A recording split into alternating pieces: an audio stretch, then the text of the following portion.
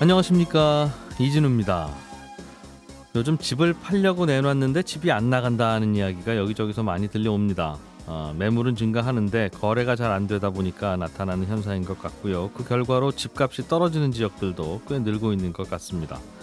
이번 정부 들어서 시장의 기대에 못 미치는 규제 완화 정책에 대한 논란도 또 제기되고 있고요. 이제는 하반기 주택시장 전망들도 많이 쏟아지고 있어서 오늘은 주택 부동산 경기가 앞으로 어떻게 될지 그 전망을 좀 들어보겠습니다. 작년 9월에 미국의 안경 관련 스타트업 기업인 와비피커라는 기업이 뉴욕 증시에 상장했는데요. 시가총액이 무려 8조 원에 이르렀습니다. 또 글로벌 안경 공룡 기업이라고 불리는 에실로 룩소티카의 시총이 65조 원에 이른다고 하죠. 오늘 공부왕 이종훈 시간에는 이런 안경 산업의 거대화 동향 그리고 그 배경과 흐름에 대해서 들어보겠습니다. 손에 잡히는 경제 플러스 광고 듣고 시작합니다. 올해 하반기에는 집값이 어떻게 될지 다들 궁금하시죠? 전망을 좀 들어보겠습니다. 한국건설산업연구원의 김성환 부연구위원 모셔서 이야기 들을 텐데요. 한국건설산업연구원에서 최근에 올해 전체적으로 집값이 좀 내릴 것 같다는 전망을 내놓아서 이게 이제 기존 전망과는 좀 수정이 된 부분이라서요. 배경을 좀 자세하게 들으면서 부동산 시장 전망 같이 좀 해보려고 합니다. 연구원님 어서 오십시오. 네, 안녕하세요. 예. 요즘은 여기저기 뭐 보도에 따라서 가끔 신고가 나온다는 얘기도 가끔씩은 들리고 네, 또 전반적으로는 매물이 쏟아진다는 보도도 있고 네. 그래서 지역마다 좀 다른가 보다 정도만 알고 있는데 최근의 동향이 어떻습니까? 시장 동향이라고 하면 결국에는 가격은 혼조세라고 말씀을 드릴 수가 있을 것 같습니다. 이게 음, 시장 조사 기관마다도 조금 다르고요. 예, 예를 들어서 KB 같은 경우에는 보합세로 보기도 하고요. 부동산원 같은 경우에는 하락세로 보기도 하고 예, 이런 혼조세로 보이고 있는데 어느 쪽으로 음, 보더라도 아주 큰 폭으로 상승하고 있다라고 보기는 조금 어렵지 않나라고 음. 생각합니다. 그럼 지난해 계속 이어오던 상승세는 꺾였다. 네, 제 생각엔 그렇습니다. 그럼 하락으로 접어들었냐는 건 조금 좀 지켜봐야 되겠습니까? 네, 시장 흐름을 조금 지켜봐야 될 것 같습니다. 가격 동향은 그렇고 네. 전월세는 요즘 어떻습니까? 전월세는 사실 지금 시장 전문가들이 저를 포함한 시장 전문가들이 얘기를 할 때는 사실 전세가 많이 오를 거라고 예, 전망을 했었는데요. 이게 월세 시장으로 많이 이렇게 전이가 되면서 네. 생각했던 것만큼 전세 시장도 조금 안정세를 보이고 있다. 이렇게 볼 수 있겠습니다. 오를 것 같긴 했는데 너무 네. 비싼 전세에는 사람들이 손을 안 가고 그럼 집주인이 이걸 월세로 환산해서 네. 내놓는 바람에 네. 전세는 잘 생각보다는 덜 오르는. 네, 음, 그렇게 볼 수 있겠습니다. 그리고 일반적으로 지금 서울 중위 아파트 전세가가 한 6억 정도 되는데요. 예. 한 4년 전 대비해서 약 한 1억 1,600만 원 정도 상승을 한 음, 그런 상황입니다. 그러다 요즘이 보니까 네, 일반적인 직장인이 전세가만을 위해서 연 3천만 원 정도의 부담을 가진다라고 하는 부분들이 조금 부담스럽지 않나. 그러면 자금 마련이 조금 어려워서 네. 결국에는 월세 시장으로 돌아서는 그런 아, 상황도 있지 않나라고 생각합니다. 서울에서 꼭 새 아파트 아니라 낡은 아파트 합쳐서라도 네. 보통 그러면 전세는 어느 정도 합니까?라고 하면 그냥 요즘 6억이에요, 그게? 네. 중위 가격이 6억 정도. 네, 와, 봐주시면 됩니다. 그렇군요. 일단 전세 이야기 좀 여쭤보죠. 네. 이번에 돌아오는 8월이 이제 임대차 입법 바뀐 지 그게 이제 몇 년 된? 2년이 2년 됐습니다. 된 거죠. 그러니까 네. 지난번에는 그 임대차 입법 덕분에 무사히 넘기셨던 분들도 네. 이제는 한번 쓰신 분들은 이제 집을 비워주시거나 올려줘야 되는 네. 시장 가격대로 네. 이것 때문에 야 전세가 많이 오를 거야 하는 걱정이 있었는데 네. 생각보다는 요즘은 덜 오르는 게 아직 8월이 안 와서 그렇습니까? 어떻게 보세요? 네, 그런 부분도 있고요. 8월이 아직 도래를 하지 않았던 그런 측면도 있고 앞서 말씀드렸던 것처럼 전세와 월세 시장의 상호 보완 관계가 일부 시장이 작동을 음, 해서 그렇다고 보고 있고요. 그리고 이제 갱신권 사용 비율이라고 하는 것이 계약갱신 청구권을 사용하는 비율이 점차 조금 증가를 하고 있습니다. 제도 초기에는 조금 그 갱신권이라고 하는 것을 네. 사용하는 것을 글쎄요, 이거는 시장에서 주저하셨는지는 잘 모르겠지만 통계상으로 보면 최근 들어서 갱신권의 사용 비율이 점차 증가하고 있는 상황입니다. 그러다 보니까 계약갱신 청구권을 사용을 하면 전세가를 5%까지만 이내로 올리고 이렇게 전세를 더 살 수 있지 않습니까? 그러다 네. 보니까 그 전체적인 가격 상승폭을 약간 제한하고 있는 거 아닌가 이렇게 보고 있습니다. 그러니까 올해 그럼 8월이 오더라도 그로 인해서 여전히 제가 계약갱신 청구권을 쓸 수 있는 분들이 네, 네. 많다는 뜻인가요? 네, 네. 저는 그렇게 보고 있습니다. 2년 전에 그럼 안 쓰셨다는 뜻입니까? 뭐 아니면 사실 이렇게 통계적으로만 보면요. 네. 기존의 신규 비율, 신규 계약 비율과 갱신 예. 계약 비율이 약 한 8대 2 정도 됐습니다. 신규 계약이 8, 네. 그다음에 갱신 계약이 2 정도 됐었던 것이 예. 점점 증가를 해서 갱신 계약 비율이 점점 네. 증가를 해서 2022년 올해죠. 올해 들어서는 갱신 계약 비율이 100 중에 45 정도 네. 되고요. 예. 신규 계약 비율이 55 정도 됩니다. 음. 그러다 보니까 갱신 계약 비율이 증가하고 그에 따라서 갱신권 사용 비율도 점차 증가를 하고 있는 것이 아닌가.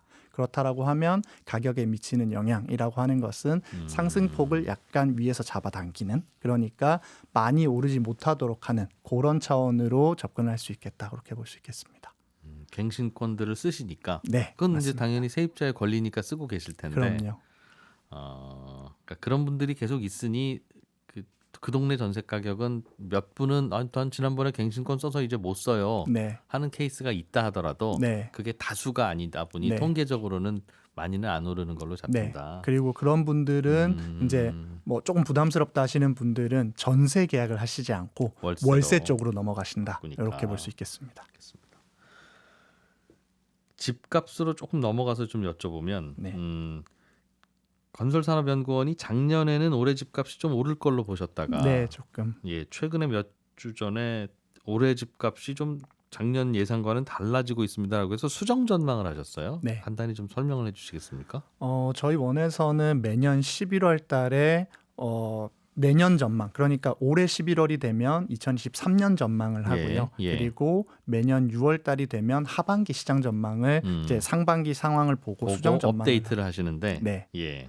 이게 사실 상반기에 저희가 지난 하반기에는 생각하지 못했던 금리 이슈라든지 이런 부분들이 굉장히 크게 부각이 돼서요. 예. 그래서 조금 지난번에 생각을 했던 것보다는 조금 시장 방향을 하락 쪽으로 이렇게 보게 된 원인이 있습니다. 올해 전체로는 몇 퍼센트 내릴 걸로 예상을 하셨습니까? 전국적으로는 0.7% 예. 하락할 걸로 봤고요. 예. 서울에서는 그것보다 조금 덜해서 0.5% 하락으로 봤습니다. 0.7, 0.5. 네. 작년 11월쯤에 보셨던 올해 전체 집값 동향은 어느 정도 오를 걸로 보셨었는데요. 네, 네, 맞습니다. 약 한 2% 정도 상승을 2% 정도. 네, 네, 상승으로 봤었습니다. 그럼 지난 6개월을 지나오는 동안 이거 좀 시장에서 좀 다르게 움직이네, 이런 변수가 새로 생겼네 하는 게 네. 예상과는 다른 빠른 금리 인상이었어요. 네, 그게 가장 컸다고 말씀드릴 수가 있겠고요. 네. 작년만 해도 올해 이렇게 금리 올라갈 줄은 시장도 예상 못했었나 봅니다. 네, 뭐 제가 금융 쪽으로 아주 전문가는 아니지만 예. 시장 전문가들의 컨센서스가 올해 말까지 2022년 말까지 기준금리가 1.00에서 1.5% 정도로 예. 컨센서스가 이루어진 걸 저는 보고서로 확인을 했는데 네, 그게 상반기에 벌써 달성이 돼 버려서 네, 생각보다 빠르게 금리가 상승을 하고 있다, 이렇게 보고 있습니다. 예. 금리가 올라가면 왜 집값은 떨어지나, 이걸 자세하게 좀 들여다보면 네. 종전에 대출을 받아서 집을 사셨던 분이 금리 부담 때문에 아이고 이 집 팔아야 되겠네 라고 반응하시는 분까지는 아직은 좀 없을 것 같고, 네, 그렇게 많지는 않을 것 부담이야 같습니다. 있으시겠으나 네. 뭐 생활비를 좀 줄이겠다 싶은 생각은 드는데 네. 그래도 한두 분이 매물을 던지니까 내리는 겁니까? 아니면 어떤 메커니즘으로 집값이 좀 내려가는 겁니까? 네, 기자님 말씀하셨던 대로 일부 너무 부담이 되시는 분들은 조금 저렴하게라도 내놔야 되겠다라고 네. 생각하시는 분들도 계실 수가 있고요. 최근 한 4, 5년 동안 주택 가격이 워낙에 올랐기 때문에 그 이전에 이제 주택을 구매하셨던 분들은 일부 자본 이득이라고 하는 것을 이제 실현하진 않았지만 취하셨지 않습니까? 그러다 보니까 요것보다는 조금 저렴하게, 최고점보다는 아니지만 그거보다 저렴하게 내놓는다라고 하면 사실 시장에서는 지난달보다는 가격이 하락한 것처럼 보일 네, 수도 예. 있는 부분이 있고요.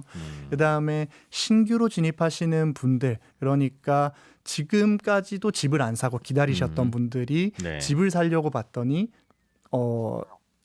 금리가 너무 비싼 거죠. 그래서 한 달에 갚아야 되는 원리금이 얼마 정도냐를 따져봤더니 내 가용 소득이 굉장히 많이 줄어들게 되는 그런 효과로 발휘를 했을 거라고 저는 생각을 합니다. 이자 감당이 잘 안 되겠구나 하는 네. 판단. 네. 그런데 그걸 고정금리로 돈을 빌리는 분은 작년에 비해서 올해가 당연히 부담이 커졌구나라고 느낄 텐데 네. 대체로는 변동금리를 주로 요즘에도 선택하시는 것 같고 네. 변동금리로 대출을 받아서 집을 사는 분은 어차피 집을 뭐 올해 샀다가 내년에 단기 매매를 할 게 아니라면 네. 꽤 몇 년 이상 길게 갖고 있을 텐데 그때 금리 변화는 누가 어떻게 될지 모르는 거 아니겠습니까? 네. 맞습니다. 그 말은 작년에 재작년에 집 산 분이나 올해 새로 집 사려고 하는 분이나 똑같은 가격에 똑같은 대출이라면 이자 부담도 마찬가지인 건데. 네. 그런 부분들은 사실 또 우리나라에서는 네. 사실 주택이라고 하는 것이 투자라고 하는 관점도 빼놓을 수는 없지 않습니까? 내가 이 주택을 사서 자본이득을 취한 다음에 요거를 기반으로 삼아서 또 다른 곳으로 이사를 가고 더 좋은 곳으로 이사를 가고 예. 이러한 측면에서 시장이 기대를 했을 때 가격이 좀 떨어질 것 같다. 지금이 고점일 것 같다라고 네. 생각을 한다면 쉽게 접근하기가 어려운 거죠. 내가 만약에 이런 비싼 가격에 샀는데 나중에 주택 가격이 떨어진다면 어떻게 될까를 우려를 하게 되면 네, 그렇게 이자랑은 또 상관없이 진입하기가 어려운 시장이 아닐까 이렇게 생각합니다. 그럼 금리 자체가 영향을 줬다기보다는 그 금리를 어떤 모멘텀으로 한 네, 계기로 한 부동산 시장 심리 변화가 좀 있었다 최근에. 네, 그것 때문에 이제는 분위기가 좀 바뀐 것 같다는 말씀이군요. 네, 그렇게 생각합니다. 거래량은 많이 줄었다면서요? 그래도 네. 파는 분들도 많지 않고 사는 분들은 더 없고. 네, 거래량이 어느 정도 줄였냐면요. 저희는 이게 부동산이라고 하는 것이 거래가 사실 이렇게 그 위아래가 있잖아요. 그러니까 고점과 저점인데 많을 때가 있고 적을 때가 있는데 이게 계절을 탑니다. 예. 계절을 타기 때문에 저희는 이거를 이동 평균이라 그래서 지난 12개월간의 평균을 가지고 보거든요. 예. 그랬을 때 서울 같은 경우에는 요 거래량 통계가 2006년부터 나왔는데요. 지금 2006년 이래로 가장 낮은 수준이고요. 네, 전국도 뭐 가장 낮은 수준이다. 서울처럼 가장 낮은 수준이라고 보기는 어렵지만 그럼에도 불구하고 역사적으로는 네, 낮은 수준에 있다라는 부분은 부인하기 어렵습니다.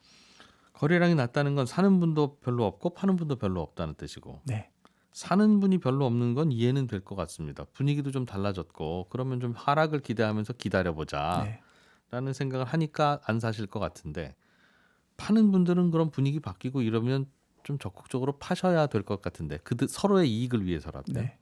파는 분들이 주저하는 이유는 뭘까요? 지금 지난 6월 말에 6월 21일 날 정부에서 한 차례 이제 어떻게 보면은 시장에 시그널을 줄 수 있는 정책을 한번 발표를 하셨지 않습니까? 그러니까 사실 지금 정부가 출범을 하면서 결국에는 지난 정부가 주택 가격을 너무 많이 올렸다라고 하는 것을 이제 기재로 삼아서 어느 정도 출범을 하셨다라고 봐도 과언은 아닐 것 같은데 네. 그렇다라고 본다면 사실 요런 그 시장의 유화적인 이러한 정책들을 조금 더 나올 수 있지 않겠나라고 파시는 분들은 기대를 할 수도 있고요. 예. 그리고 이제 3기 신도시라든지 뭐 여러 가지 공급 정책들이 지금 밀려 있는 상황이다 보니 예. 이러한 것들을 발표되는 것 이번 새 정부에서 어떻게 처리를 할 것인가라는 거를 조금 더 지켜보고 판매를 하겠다. 결국에 양도세 완화를 적용을 받으셨기 때문에 이러한 부분들이 내년 한 상반기 정도까지는 지켜보셔도 네. 무방하겠다라고 판단하신 게 아닌가 그렇게 생각합니다. 어차피 양도세 싼 거는 내년까지니까 네, 좀 더 다 지켜보고 있는 분위기다. 네, 알겠습니다. 집값이 좀 내려오면 좋겠다는 분들은 아마 집이 있으신 분들도 마찬가지일 거예요. 네, 그러시겠죠. 더 좋은 집으로 갈아타려는 생각들은 다들 있을 텐데 네, 집 한 채가 있어봐야 뭐 본인이 집값 올라도 갈아타는 비용만 더 드니까요. 네, 그런데 올해 서울 지역을 예상하시기에는 마이너스 0.5 정도 될 것 같다 올 한 해라는 건 네. 내리기를 기대하는 분들 입장에서는 별로도 안 내릴 거다라는 전망으로도 들려요. 네, 맞습니다. 아까 말씀드렸다시피 지금 만약에 1주택자, 다주택자는 제외를 하고요. 1주택자 분들이라고 생각을 한다면 이분들이 사실 지난 정부에서 LTV라든지 DSR이라든지 이런 각종 금융 규제들 덕택에 지금 어떻게 보면 덕택이죠. 예. 덕택에 매우 안정적으로 유지가 되고 있는 상황이거든요. 그러니까 금리가 오른다고 한들 아주 내가 급하게 팔아야 되겠다라고 하는 분들이 그렇게 많지는 않을 거다라고 판단이 됩니다. 예. 그리고 서울 내에 다주택자들이 그렇게 많을 거다라고 저는 보고 있지는 않고요. 서울 내에 여러 채를 가지고 계신 분들 예, 예. 워낙에 지금 종부세라든지 이런 부담이 크기 때문에 그렇다라고 하면 서울은 어느 정도 실수요자를 중심으로 한 시장으로 형성이 되었고 이미 네, 예. 그렇다고 하면 네, 그런 안정적인 그런 금융 환경을 바탕으로 뭐 예를 들면 금매라든지 아니면은 뭐 경매 쪽으로 넘어간다든지 네. 이런 물량이 나와야지만이 결국엔 가격의 하락으로 이어질 텐데 그것이 생각했던 것만큼 시장에서 하락을 기대하셨던 분들이 생각했던 것만큼 빠르게 진행이 되지 않는다라고 하면 시장의 분위기 자체가 꺾일지언정 뭐 예를 들면 폭락이라고 얘기를 해야 될까요? 그런 식의 하락세까지는 나타나지 않을 거다 이렇게 보고 있습니다. 파시는 분도 급한 분이 별로 없다는 말씀이네요. 네, 제 생각엔 상황을 그렇습니다. 보면 네, 다만 뭐 분위기가 또 내려오는 분위기면 싸게도 팔고 네, 네. 올라가는 분위기면 비싸게도 사고 할 텐데. 네, 너무 지금 시장의 횡보세가 이번 상반기에 뭐 서두에 혼조세라고 말씀드렸던 것처럼 네. 어느 기관에서는 오른다, 어느 기관에서는 내린다, 어느 기관에서는 뭐 보합이다 이렇게 예. 얘기들을 하고 계셔서요. 네, 파시는 분들도 하락세라고 느끼지는 않으시는 것 같습니다. 전문가들조차 헷갈리는 시장 요즘은. 알겠습니다. 올 한 해 어떨 거냐고 맞춰보시라고 하면 안 그래도 혼조세고 가격 거래도 없는데 맞추기는 어려울 것 같긴 해요. 네, 상당히 어려운 시장입니다. 그렇긴 한데 이제 수도권 지역으로만 좁혀서 특히 뭐 서울로만 조금 좁혀서 생각하면 네, 내린다고 생각하는 분들은 가격을 봐라. 네, 이 가격이 도대체 말이 되는 가격입니까? 하는 거에 대해서는 네.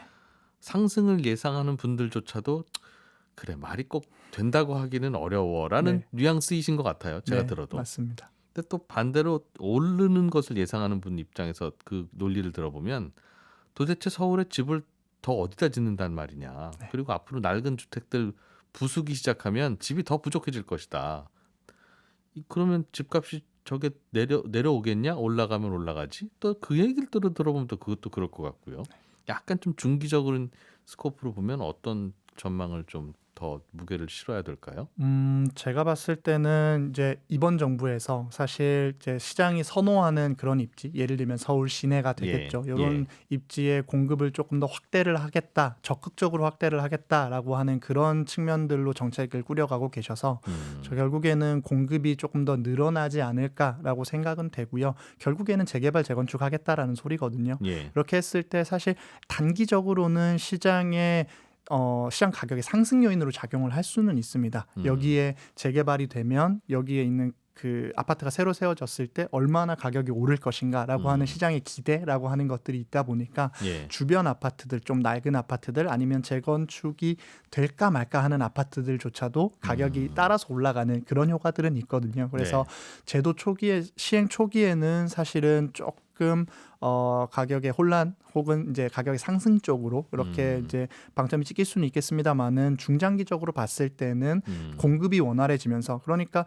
우리 아파트도 결국에 30년 넘고 어떤 요건을 채우면 재개발이 되겠구나, 재건축이 되겠구나, 뭐 이런 식의 이제 시장에다가 믿음을 주게 된다라고 하면 결국에는 좀 하향 안정화가 되지 않을까 이렇게 보고 있습니다. 굳이 급하게는 안 사실 걸로. 네, 그러면 재건축 재개발이 활성화된다 싶으면 집값은 오르더라도 굳이 서둘지는 말아야 하고 무주택자 입장에서는 네, 재건축 재개발이 잘 안 되는 것 같으면 네, 그러면 집값이 별로 오르는 것 같지 않더라도 내 집 마련을 좀 서둘러야 된다. 오히려 역설적으로. 네. 서울에서 살고 싶다면 음, 그렇게 되겠죠. 그렇군요. 네.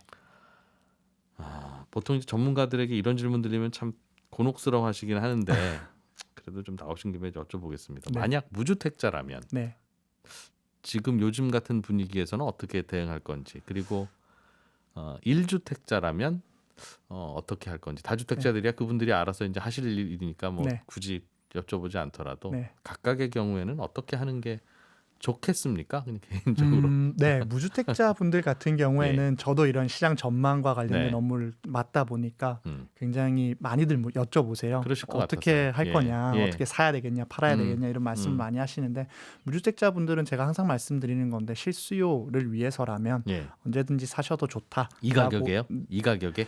가격이 비싸지만 예. 이게 중장기적으로 보면 물가 상승률만큼은 상승해 왔던 게 사실은 이게 가격 자체가 높지만 조정을 어느 정도 받고 이게 계속 살아야 되지 않습니까? 그러면 결국에는 가격이 물가 상승률만큼은 오른다라고 하는 측면들이 있거든요. 그럼 그래서 여기서 조정이 좀 오더라도 많이는 안 올 거라고 보시니까 그런 겁니까? 네, 그렇습니다. 그러니까 아, 사실 개인이 예. 얼마만큼 올랐고 얼마만큼 내리고 주식도 마찬가지지 않습니까? 고점과 저점을 개인이 판단하기에는 너무 어려운 시장이고요. 그렇기 예. 때문에 이러한 것들을 하나하나 따지기보다는 내가 만약에 여건이 되고 사고 싶은 주택이 내가 원하는 가격에 나왔다라고 하면 사시는 걸 추천을 드리고요. 원하는 가격이 안 나오니까. 네, 맞습니다. 알겠습니다. 그래서 예. 사실은 지금 이제 금매가 만약에 나올 가능성이 조금 더 있다라고 판단을 하면 본인이 살고 싶으신 그런 아파트 단지 근처에 있는 공인중개사에 가셔서 자주 관심 가져보자. 네, 그런 부분들을 미리 말씀을 해놓으시면 아마 연락이 오지 않을까 이렇게 생각합니다. 예. 한국건설산업연구원의 김성환 부연구위원이었고요. 저희는 잠시 후 2부로 이어가서 또 찾아오겠습니다. 고맙습니다. 감사합니다. 저는 개인적으로 가끔씩 이런 생각을 합니다. 인간을 누군가가 만들었다면 뭐 신이 만들었을 수도 있고 뭐 외계인이 만들었을 수도 있고 만약 그런 학설에 기대어서 예상을 해본다면 만들어 놓고 나서 한 1000년쯤 지나서 혹시 관찰을 하면 뭘 제일 신기해할까라고 하는 것 중에 예상외로 눈에다 뭐 안경 같은 걸 쓰고 다니네 많은 사람들이 라고 하는 걸 꽤 놀랍게 생각할 것 같다는 생각 가끔씩 하는데요. 오늘 안경 이야기를 좀 더 이어서 들어보겠습니다. 공부왕 이종훈 작가 나오셨습니다. 어서 오십시오. 안녕하세요. 음. 지금 말씀하셨던 부분 신이 궁금해할 수 있는 부분이 그것 때문인 것 같아요. 안경으로 인해서 예. 사람의 눈을 신이 사람을 만들 때 눈을 2개를 줬는데 예. 4개의 눈이 생겼잖아요. 그렇죠. 네, 그래서 더 대강 이렇게 네. 살 것이다라고 생각했는데 보면 저런 걸 만들어서 꽤 많은 사람들이 쓰고 다니는구나라는 게. 네. 근데 이게 요즘 글로벌 안경 산업이 규모가 300조 원대라고 지난 시간에 말씀해 조만간 주셨는데 2028년에 300조 원에 예. 이를 거다라는 전망이 나오죠. 이게 그런데 한 100년만 과거로 돌아가도 안경 쓰고 다니는 분들이 별로 없었죠. 안경은 사실은 1930년대 이전의 안경은 지식인들의 상징이자 사치품 같은 거였어요. 그때도 눈 나쁜 분들은 꽤 있으셨을 예. 텐데. 근데 지금보다 적었죠. 1940년대 이전으로 가면 예. 시력이 나쁜 분들이 생각보다 그렇게 많지 않아요. 왜냐하면 TV도 없죠. 그리고 읽을 거리도 그렇게 많지 않아요. 그러니까 눈이 나쁜 사람들은 책을 예. 많이 보거나 뭔가 연구를 열심히 하는 학자들 예. 혹은 그 수도승들 예. 수도승들이 이제 성경이라든지 여러 가지 뭐 자료들을 보기 위해서 눈이 나빠지고 그러니까 근시나 아니면 노안 같은 경우는 네. 그러려니 하고 살았다 그래요. 그렇죠. 지금도 뭐 더 많이 생기는 겁니까? 그러면 과거에 비해서. 오히려 지금은 계속적으로 증가하는 추세예요. 미국 같은 경우에 최근에 나온 보고서를 보면 스마트폰의 등장과 게임 산업의 발전으로 인해서 네. 미국민들의 시력이 점점점 나빠지고 있다라는 보고서 때문에 미국 정부 차원에서 국민들의 시력 관리에 좀 나설 필요가 있다 이런 이야기들이 나오고 있다고 하고 예. 중국 역시 마찬가지로 중국 정부 차원에서 시력 관리에 좀 뭐 만전을 기할 필요가 있다 이런 보고서들이 나오고 있습니다. 알겠습니다. 그래서 최근에 들어와서 안경이 많아지기 시작했는데 스마트폰 나온 거는 꽤 오래전 그 일이 최근 아니고 일이죠. 최근 네. 일이고 네. 안경은 훨씬 더보다 그 네. 전에 나왔으니까 왜 사람들이 안경을 안 쓰고 다니다가 갑자기 이렇게 안경을 쓰게 됐을까? 그게 이제 어떤 계기가 있었을까? 안경 산업이 궁금해서요. 지금의 규모로까지 발전하게 된 배경을 보니까 저도 공부해 보니까 3번의 티핑 포인트가 있더라고요. 근데 이 첫 번째 티핑 포인트가 세계 2차 대전, 예. 2차 세계 대전, 1940년대에 있었던 2차 세계 대전인데 원래 안경은 방금도 말씀드렸지만은 이게 과거에는 2차 대전 이전에는 지식인들의 상징. 우리도 예전에 혹시 이진우 기자님도 기억하실지 모르겠지만은 안경을 쓴다는 건 곧 나는 책을 많이 읽어 공부를 열심히 해라는 이미지가 있어서 네. 우등생의 이미지 혹은 멋있어 보이기 위해서 안경 쓰려고 하는 친구들이 제가 어릴 때는 있었어요. 저도 어릴 때 별명이 안경인 친구가 있었습니다. 얼마나 안경 쓴 친구가 없었으면 별명이 안경이겠어요. 그렇죠. 안경 쓰려고 하는 그런 노력을 했던 친구들이 분명히 저한테도 있거든요. 예. 이거는 만화 검정 고무신을 봐도 나오는데 이런 에피소드가 나올 정도인데 1930년대 이전에는 TV도 없고 뭐 실질적으로 신문이나 잡지 읽을 거리도 그렇게 많지 않았기 때문에 시력을 저하할 요소가 별로 없었기 때문에 안경이 필요한 사람이 상대적으로 적었고 또 여성들 같은 경우에 30년대까지 여성들이 안경을 쓴다는 건 어떤 이미지가 있었냐면 우리 소설 비사관과 러브레터에 나오듯이 안경 쓴 여성들은 히스테리가 심한 노처녀라는 이미지가 있었어요. 결혼을 못하고 네. 히스테리가 심하다. 이런 부정적인 이미지가 있다 보니까 여성들도 안경을 기피했어요. 남성들도 안경을 뭐 별로 쓰지 않고 여성들도 네. 쓰지 않았는데 그러다가 1941년에 일본이 진주만 공습을 하면서 바뀝니다. 그게 안경이랑 무슨 상관이에요? 미국이 세계 제2차 세계대전에 참전을 선언하면서 안경 수요가 급증하기 시작했는데 네. 이게 사실은 그 굉장히 상관없는 이야기 같은데 저도 이번에 공부하면서 많이 놀랐어요. 안경 업체들에게 네. 이때 상상도 못했던 그전까지 상상도 못했던 어마어마한 수량의 안경 주문이 밀려듭니다. 어디에서요? 미국 정부, 미국 펜타곤에서. 미국 국방부가 예. 2차 2차 대전에 세계 대전이 종전됐을 1945년까지 미국이 2차 대전에 투여했던 병사의 숫자가 총 1220만 명이거든요. 아. 근데 재밌는 예. 건 참전을 선언했던 1941년에는 180만 명만 모집을 했어요. 그러니까 군인이 아니었던 분들 중에 네. 와서 입대해서 군인 되십시오 네. 하는 게 180만 명을 처음에는 모집했다고요? 180만 명이었어요. 예, 근데 예, 예. 이게 지금 180만 명 가지고는 세계 대전을 치를 수가 없어요. 큰일 났다 싶은 거죠. 네. 그래서 미국 정부와 펜타곤이 군인들의 숫자를 획기적으로 증가시킬 수 있는 방법에 대해서 연구를 합니다. 예. 그리고 왜 이렇게 많은 병사들이 모이지 않는가를 생각해 봅니다. 그랬더니 1941년 당시에 미국 정부가 1차 세계대전 당시의 신체 검사를 기준으로 군인을 뽑고 있었어요. 네. 근데 지원자의 3분의 1 가량이 시력 때문에 탈락했어요. 아. 이래서는 안 되겠다. 그래서 지원은 300만 400만이 하는데 그러니까 시력 괜찮은 분 뽑아봤더니 180만밖에 네. 안 되더라. 그러니까 1942년 2월에 미국 정부와 펜타곤이 기준을 바꿉니다. 시력 기준을 완화해주고 이른바 안경을 낀 상태의 시력, 네. 교정 시력을 인정해 줍니다. 음. 교정 시력이 인정되면서 안경이 군수 물자의 아. 하나가 되는 거죠. 그렇겠네. 눈이 나빠요? 그래도 오세요. 안경 저희가 드릴게요. 이렇게 된 거예요. 그래서 예, 펜타곤이 예, 원래는 예. 미국 내 9개 군단이 위치해 있는 지역별 안경 업체들에게 개별 계약을 맺어서 안경 공급을 하겠다고 추진했습니다만 일부 업체들이 생산량을 충족시키지 못했어요. 그만큼 눈이 나쁜 병사들이 많았다는 거예요. 네. 그러다 보니까 미국에서 가장 큰 안경 제조업체였던 아메리칸 옵티컬 네. AO라고 부르는 회사가 단독으로 납품 계약을 따냅니다.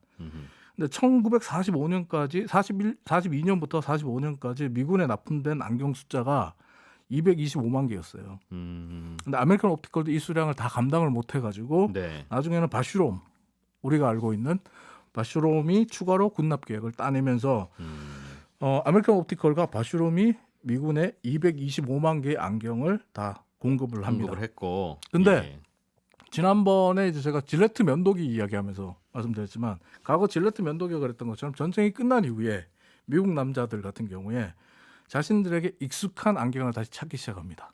그 브랜드 제대한 이후에 네. 아메리칸 옵티컬과 바슈롬이 만든 안경을 찾기 시작했고 네. 안경 수요가 폭발적으로 증가하기 시작해요. 아. 그리고 안경을 쓰는 게 더 이상은 뭐 이상하지 않는 분위기가 않은. 미국 사회에 내서 잡히는 거죠. 그러면서 아메리칸 옵티컬과 바슈롬은 엄청난 성장을 거두게 됩니다. 예전에는 멀리 있는 혹은 가까이 있는 뭔가를 자세하게 들여다봐서 이게 다리가 3개야 4개야 이게 글자가 뭐야 하는 거를 굳이 그렇게 막 봐야 할 일이 많지는 않았다. 네. 그러니까 눈 나쁜 분이 있더라도 그냥 뭐 그렇게 참고 살았어요. 어. 그 중세 시대에 이탈리아 네. 메디치 가문 같은 경우에 메디치 가문이 근시가 유전이었다는 이야기가 있습니다. 네. 그래서 메디치 가문이 안경의 개발과 안경을 독점했다라는 이야기도 있습니다. 근데 대강 그렇게 살다가 예.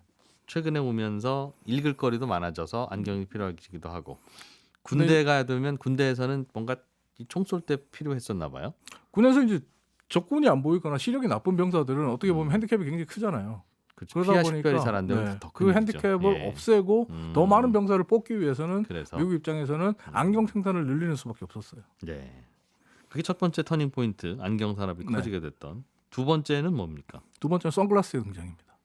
선글라스가 등장하면서 안경이 더 보급이 확산됐다. 네, 선글라스가 등장하면서 안경이 비로소 아이웨어, 즉 시력이 좋고 나쁘고 상관없이 네. 마치 이제 옷처럼 착용하는 제품으로 성장을 하게 되는 겁니다. 음, 우리나라 같은 경우는 햇볕이 그렇게 따갑지 않지만 미국과 유럽 같은 경우에는 햇볕이 굉장히 따가운 지역들이 많거든요. 네. 그러다 보니까 눈을 보호하기 위한 선글라스는 필수품처럼 인식됐고 안경 산업을 폭발시키는 그 계기가 됐는데 선글라스. 원래 선글라스는 1935년에 미군의 군수물자로 개발돼서 납품된 겁니다. 이것도 역시 미군 군수물자 덕분에 탄생할 수 있었는데 예. 레이벤이 선글라스의 대명사잖아요. 그래서인지 많은 분들 그리고 제가 자료를 이번에 공부하면서 보니까 많은 자료에 레이벤이 선글라스를 최초로 만든 회사로 돼 있더라고요. 네.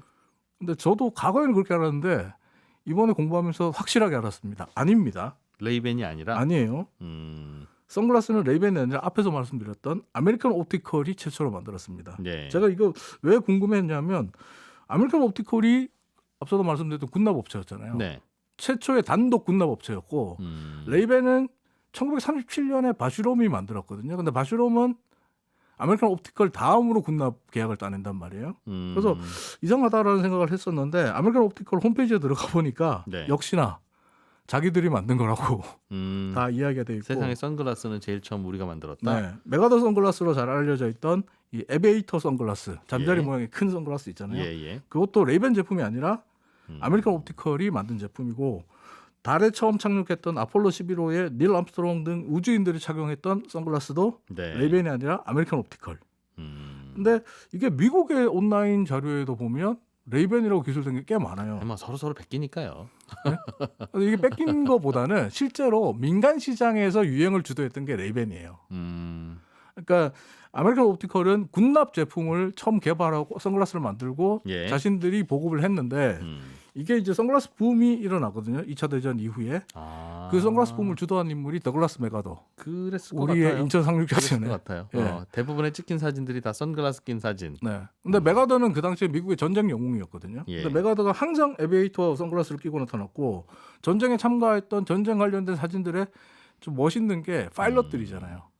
근데 공군 파일럿들이 에베이터 선글라스를 끼니까 남성들이 이거 멋있는데 나도 끼자라고 선글라스를 찾기 시작합니다. 그때 예. 시중에 풀려 있는 좀 저가의 제품이 레이벤이었어요. 요거 비슷하네. 똑같이 생겼네. 요거 끼자. 그래서? 군납 제품을 가지기는 어려우니까라고 했던 거죠. 그러다 보니까 레이벤은 단 한 번도 미군에 선글라스를 납품한 적이 없는데 민간 시장에 미군과 선글라스 비싼 제품을 내놨다는 이유로 레이벤이 선글라스의 상징이 됩니다. 그렇게 해서 그리고 1950년대 이후에 TV가 등장하면서 소위 이제 미국인들의 시력이 점점 나빠지고 선글라스 수요가 증가하게 되는데 재밌는 게 TV나 영화에 나오는 여자 배우들이 선글라스를 많이 껴요. 그러니까 오드리 헵번의 티파니에서 아침을 네. 거기도 큰 선글라스 끼고 나오잖아요. 근데 오드리 헵번의 이 선글라스가 미국 여성들의 마음을 흔들면서 여성들이 선글라스를 또 굉장히 많이 찾게 됩니다. 그러면서 미국 내에서 안경과 안경테에 대한 수요가 급증했는데 미국의 안경 업체들은 이제 더 이상 그 수요를 따라가지를 못합니다. 지난주에도 말씀드렸지만 안경테 같은 경우에 정밀한 수작업이 요구되거든요. 이건 무슨 말이냐면 인건비 싸움이라는 얘기예요. 근데 미국은 전후에 세계대전이 끝난 2차 세계대전 끝난 이후에 인건비가 계속 상승하죠. 그러다 보니까 결국 이탈리아, 일본 그리고 한국에서 만든 안경테들을 수입하는 게 점점점 증가했고 이게 1950년대부터 1980년대까지 이탈리아의 벨루노, 일본의 후쿠이, 한국의 대구 이 세 곳이 세계 3대 안경 산업지로 떠오른 배경이기도 합니다. 지난 시간에 이야기했듯이 90년대 이후에는 중국이 이제 값싼 인건비를 앞세워서 치고 나오면서 이제는 중국의 웬저우까지 세계 4대 안경 산업지 이렇게 형성되는데 그 세대 3대 안경 산업지를 형성하게 만드는데 결정적인 기여를 했던 게 선글라스다. 이렇게 보시면 됩니다. 의학적으로는 어떤지 몰라도 어떤 분들은 우리가 옷은 안 입고 다녀도 건강에는 별 문제가 없는데 안경 특히 선글라스는 건강을 위해서는 끼고 다니는 게 맞다. 근데 우리는 옷은 잘 차려입고 다니면서 안 입으면 창피하니까. 그렇게 말씀하시면 선글라스 산업은 더 커지겠죠. 네. 또 그런 말씀하시는 분도 있고 모르겠습니다. 의학 지식은 잘 모르겠어서. 세 번째 터닝 포인트는 뭡니까? 안경이 더 많이 사용되기 시작한. 터닝 포인트는 지난 시간에 잠깐 언급했던 이탈리아의 안경 제조 업체 룩소티카가 등장을 하는데요. 룩소티카가 패션 디자이너인 조지오 아르마니와 제휴해서 소위 아르마니 안경, 아르마니 선글라스를 시장에 내놓은 게 세 번째 안경 산업을 발전시킨 티핑 포인트입니다. 이걸 계기로 안경과 선글라스 산업이 아이웨어 시장에서 이제는 패션 산업으로 또 바뀌게 됩니다. 한 단계 더 진화했다라고 볼 수 있는데 예.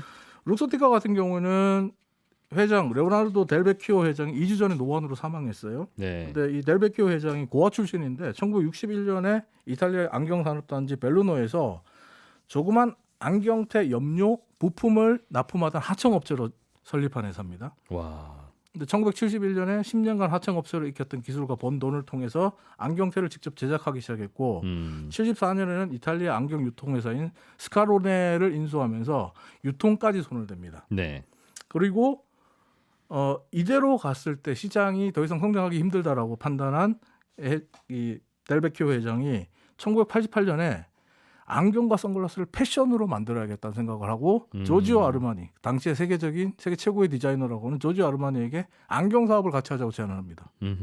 그리고 아르마니 안경과 선글라스가 데이트를 치고 이제는 전 세계 명품 브랜드들이 다 룩소티카에 자신들의 브랜드를 내주고 라이센스를 내주고 덕분에 우리가 알고 있는 대부분의 명품 브랜드의 선글라스와 안경테는 네. 모두 룩소티카 한 곳에서 만드는 각자 좀 다소 이해하기 디자인과 힘든 현상이 브랜드만. 벌어집니다. 음. 이후에 이제 룩소티카는 가격 인상을 통해서 안경 산업을 황금알을 낳는 고부가가치 산업으로 바꾸는데 야. 룩소티카가 등장하면서 안경테는 원가 제조 원가의 100배 이상의 수익을 낳는 야. 어마어마한 산업으로 성장합니다. 음. 그러면서 포브스 같은 경우는 룩소티카가 안경과 선글라스 가격을 폭등시킨 주범이다. 시장을 왜곡시킨 주범이다라고 비난하기도 하는데 어쨌든 룩소티카가 안경 산업을 지금의 고부가가치 산업으로 만든 것은 분명한 사실입니다. 그러니까 안경 만드는 분들도 야 이게 이 가격인 건 진짜 거품이에요.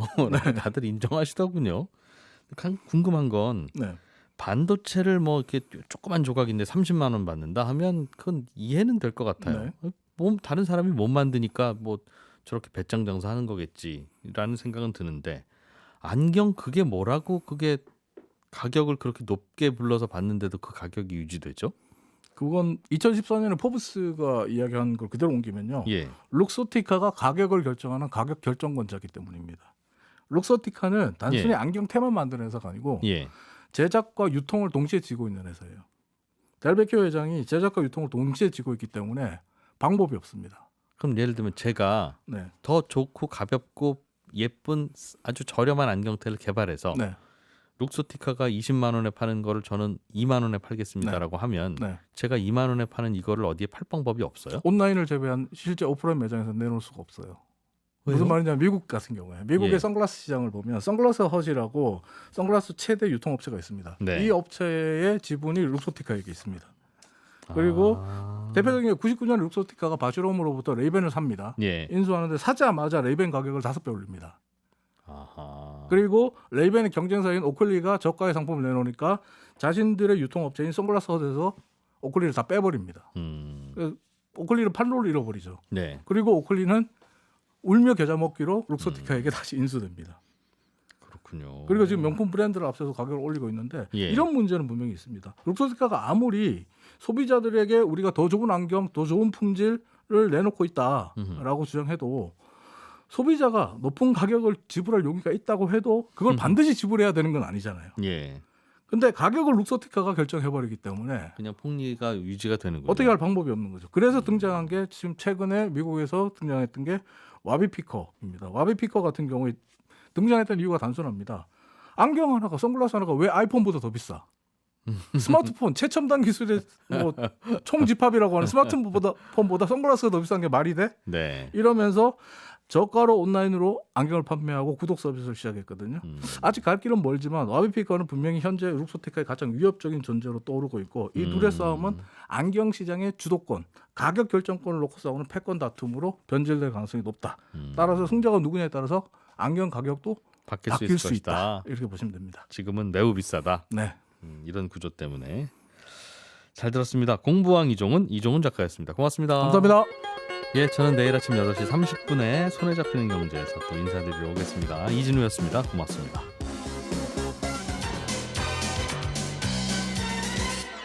더 깊고 더 재미있는 경제 이야기 이진우의 손에 잡히는 경제 플러스.